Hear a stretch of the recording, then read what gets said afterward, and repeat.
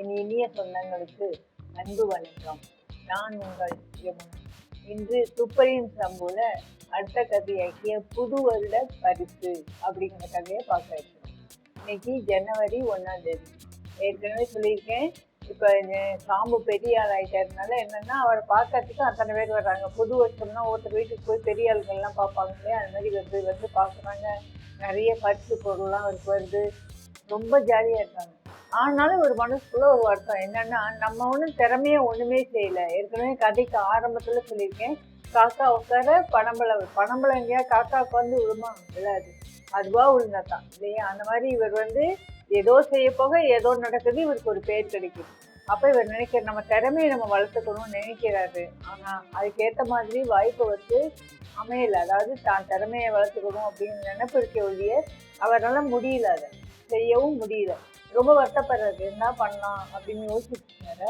இப்படி இருக்கும் பொழுது ஒரு நாள் என்ன பண்றாரு, ஒரு முடிவு எடுக்கிறாரு. இன்னைக்கு முழுக்க நம்ம எந்த கேஸையுமே பார்க்கக்கூடாது அப்படின்னு சொல்லிட்டு, யார் வந்தாலும் இன்னைக்கு வந்து பார்க்கக்கூடாதுன்னு சொல்லிட்டு தன்னுடைய ஒய்ஃப்ட என்ன சொல்றாரு, நான் முழுக்க நான் வீட்டுக்குள்ள ஒளிஞ்சுக்கிறேன், யார் வந்தாலும் நான் இல்லைன்னு சொல்லி அனுப்பிச்சிடு அப்படின்னு சொல்றாரு. அதுக்கு அந்த அம்மா சொல்றாங்க, நீங்க முந்திரி கொட்டை மாதிரி நீங்க தான் முதல்ல ஓடி வருவீங்க, என்னைய சொல்றீங்களா அப்படின்னு கேட்குறான். இல்ல நான் நீ பாரு, நான் வெளியிலேயே வரமாட்டேன் அப்படிங்கிறாரு.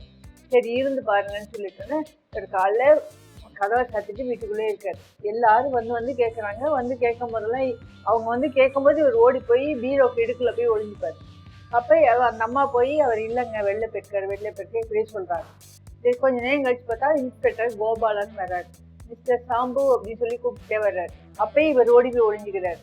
உடனே உள்ள வந்துட்டு இந்த மாதிரி ஒரு ஜமீன்தார் ஒருத்தர் வந்து இவருக்கு பரிசு கொடுத்துருக்காரு அப்படின்னு சொல்லிட்டு கொடுத்துட்டு, சரி நான் இந்த சாம்பு வந்தா சொல்லுங்கன்னு சொல்லிட்டு பேசுறாரு. அப்பா ஆடன்னு சொல்லிட்டு கதவை எடுத்து பாக்குறாங்க. அது ஃபுல்லா ஆப்பிள். சரின்னு ஒய்ஃபும் அவருமா சேர்ந்து அந்த ஆப்பிளை கட் பண்ணி சாப்பிட்டுட்டு இருக்காங்க. திரும்பியும் அந்த கோபாலன் திரும்பி உள்ள வர்றாரு. மிஸ்டர் சாம்போன்னு. இவர் சும்மா இருக்க வேண்டியதானே, யாரது அப்படின்னு கேட்டார். சொன்னோன்னே இவர் ஒய்ஃப் சார், அவங்களால இருக்க முடிஞ்சா பாருங்க, முந்திரி கொட்டை மாதிரி சொன்னா கோச்சிக்கிட்டீங்கல்ல, இப்ப பாருங்க நீங்க தானே வாய விட்டீங்க, நான் அவரை திரும்பி போய் சொல்லியிருப்பேன்ல அப்படின்னு. ஐயோ ஆமா அப்படின்னு அவரு உள்ள வந்துட்டாரு. என்னையா சம்பு என்னமோ வெளில போயிருந்தேன் அதுக்குள்ள வீட்டுக்கு வந்துட்டேன் அப்படின்னு ஈன்னு சிரிச்சுக்கிறான். அப்புறம் அவர் வந்தவருக்கும் ஆப்பிள் நறுக்கி சாப்பிட்டுருக்காங்க. அதில் ஆப்பிள் சாப்பிடலாம் நேரமில்ல, போட்டா மாட்டிட்டு கிளம்பு அப்படின்னு. என்னங்கய்யா அப்படின்னு. கிளம்பு சொல்றேன் அப்படின்னு சொல்லிட்டு அவர் இழுத்துட்டு பள்ளி ஆடை இழுத்து போங்களா மாதிரி அவர் இழுத்துட்டு போயிட்டான். போய் வா நான் போகும்போதே சொல்றேன்னு சொல்லிட்டு ஜீப்ல உட்காந்து போகும்போது சொல்றாரு. அதாவது சாந்தோம், சென்னையில இருக்கிற சாந்தோம்ன்ற இடத்துல ஒரு வீடு, ஒரு பங்களா, பாலடைஞ்ச பங்களா ஒன்று இருக்கு. அந்த பாலடைஞ்ச பங்களால வந்து ஒரு யாருமே இல்லை, அந்த தெருவுல எதுவுமே இல்லை. அங்க ஏதோ ஒரு திருட்டு கும்பல் வந்து ஏதோ செஞ்சிட்டு இருக்கு. அதை நீரையா கண்டுபிடிக்கணும். என்ன கண்டுபிடிக்கணும்ன்றீங்க? இல்ல வேற ஒன்றும் இல்லை. கந்தப்பன்னு ஒரு ஆள் இருக்கான், திருடன். ஒரு வைர வியாபாரி அடிச்சு போட்டு 20,000 ரூபாய் பணத்தை எடுத்துட்டு ஓடி போயிட்டாயா. அந்த ஆள் வந்து அங்க இருக்கானா அப்படின்னு கேள்விப்பட்டு நாங்க 2 போலீஸ் அனுப்பினோம். அந்த போலீஸ்காரரை வந்து பார்த்து நாங்க போய் பார்க்கறதுக்குள்ள அவன் அங்கேருந்து தப்பிச்சு போயிட்டான். அதனால நீ தான் வந்து கண்டுபிடிச்சு தரணும், எனக்கு வேற வழியே கிடையாது, எங்க இலாக்காவோட மானமே போகுது அப்படின்னு. கடுப்பான கடுப்பு நம்ம இவருக்கு.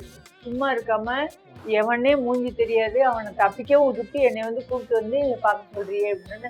இல்ல உங்களால முடியும் வாங்கன்னு சொல்லிட்டு கூட்டு போறாரு. கூட்டு போய் நீங்க உள்ள போய் பாருங்க, ஏதாவது தடயம் கிடைக்குதா அப்படின்னு சொல்லிட்டு.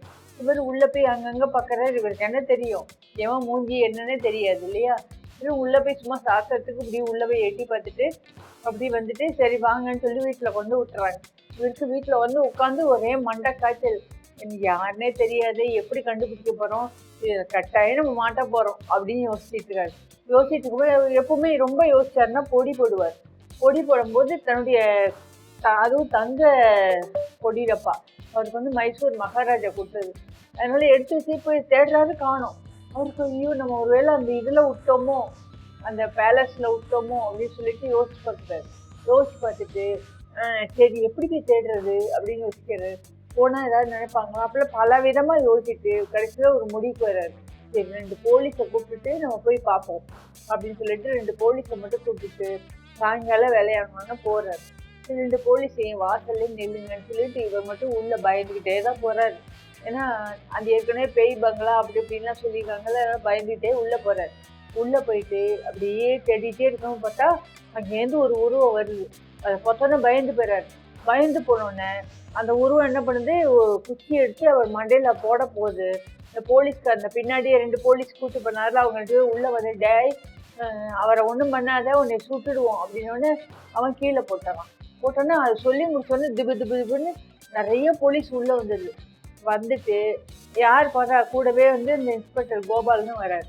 உள்ள வந்துட்டு அந்த யார் அந்த உருவம்னா அவன் தான் கந்தப்பன். அவனை பிடிச்சிடுறாங்க. பிடிச்சோடனே அவர் இவர் சொல்றாரு, ஐயோ நீ பலையாளியா, தனியா வந்து பிடிச்சிட்டியா அப்படின்னு. இவர் வந்து தேட வந்தது பொடியப்பாவை. இவர் ஒன்றும் இல்லை நான் அப்படி வந்தேன், என்னுடைய பொடி அப்படின்னு. என்னைய பொடி வச்சு பேசுற, எனக்கு தெரியும் உன்னைய பத்தி, நீ பெரிய ஆளு அப்படின்னு எனக்கு தெரியும் அப்படின்னு சொல்லிட்டு அவர் ரொம்ப பாராட்டுறாங்க. அப்போ அவர் சொல்றாரு, என்னோட பொடியப்பாவை காணையா அப்படின்னு.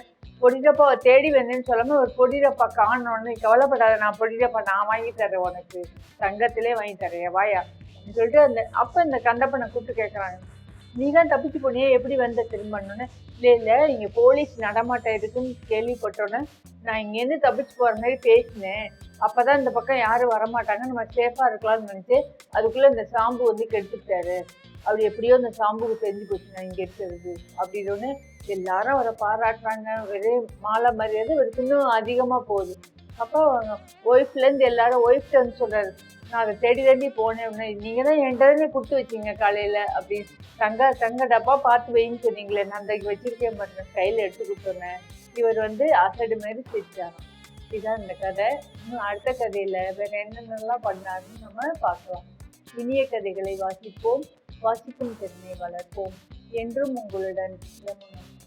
வருவான், இவன் வருவான், பிடிப்பான், உன்னை பிடிப்பான், உன் தாடை உடைய அடிப்பான், இவன் துப்பறிவாளன்.